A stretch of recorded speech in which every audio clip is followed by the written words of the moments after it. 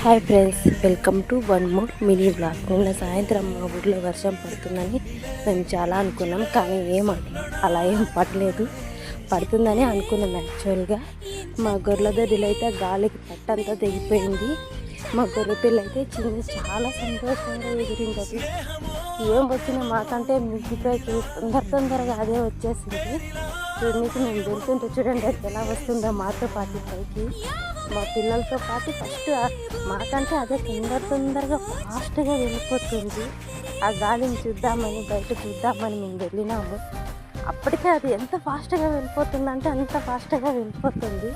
మా పాప పట్టుకున్నా కూడా ఉండడం లేదు. అది చాలా ఫాస్ట్గా వెళ్ళిపోతుంది. మేము మిద్దిపైకి వెళ్ళి మా ఇంటి పక్కన బ్యాక్ సైడ్ అంతా చూసినాము.